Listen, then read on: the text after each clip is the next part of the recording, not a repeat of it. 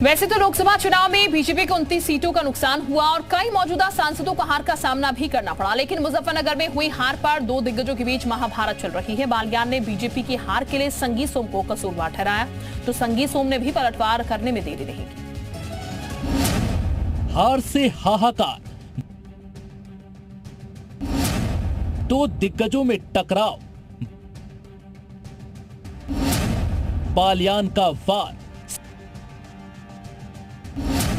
संगीत सोम का पलटवार। लोकसभा चुनाव में मुजफ्फरनगर लोकसभा सीट पर पूर्व केंद्रीय मंत्री संजीव बालियान सपा प्रत्याशी हरेंद्र मलिक से हार गए। हार हुई तो हाहाकार मचना भी लाजमी था। बालियान ने आरोप लगाए कि कुछ जयचंद विभीषणों ने भीतर घात किया, जिससे बीजेपी की हार हुई। कुछ लोग शिखंडी की तरह नजर आए, सपा को चुनाव लड़ाने का काम किया, मुस्लिम वोटों का ध्रुवीकरण किया, हिंदू मतों में बंटवारा, वोटिंग प्रतिशत कम रहना। संगीत सोम के कई बयान है, उस बयान का बड़ा नुकसान देखा जा रहा है।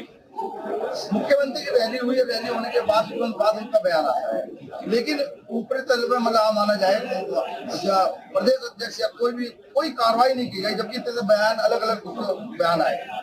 हाँ, मैं उम्मीद करता हूँ कि कार्रवाई होनी चाहिए थी और आगे भी उम्मीद रखूंगा अपनी पार्टी से कि जो बिल्कुल खुले तौर पर जिन्होंने समाजवादी पार्टी का चुनाव लड़ा और यहाँ बड़ी पोजीशन लिए हुए हैं और सरकारी सुविधाएं भी ले रहे हैं, तो कृपया करके पार्टी, मेरा निवेदन रहेगा, पार्टी इस पर शायद ध्यान देगी और कार्रवाई दीजिए।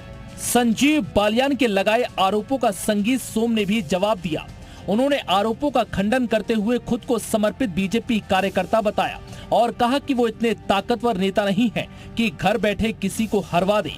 उनके माता पिता ने ऐसे संस्कार नहीं दिए कि वो जयचंद बने। इतनी विपरीत परिस्थितियों के बाद जब सरधना में कोई विकास ना हुआ हो, सरधना की जनता पे मुकदमे कराए गए हो, सरधना के लोगों को जेल भेजा गया हो, लेकिन उस विपरीत परिस्थिति के बाद भी भारतीय जनता पार्टी सरधना पे बराबर रही, हार कर नहीं गई। हारने का कारण माननीय मंत्री जी को खुद देखना चाहिए। बालियान ने शेर सुनाकर चेताया था, संगीत भी पीछे नहीं रहे, शेर का जवाब सवा शेर से दिया। पत्थर पे सिर पटक के कुछ नहीं होता, पत्थर पे सिर पटक के कुछ नहीं होता, समंदर को वापस आना नहीं आना वो उसे पता होगा। मुजफ्फरनगर में हार पर चल रही तकरार एक बानगी भर है।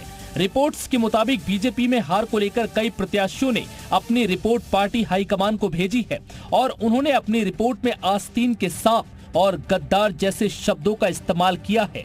ब्यूरो रिपोर्ट, जी मीडिया।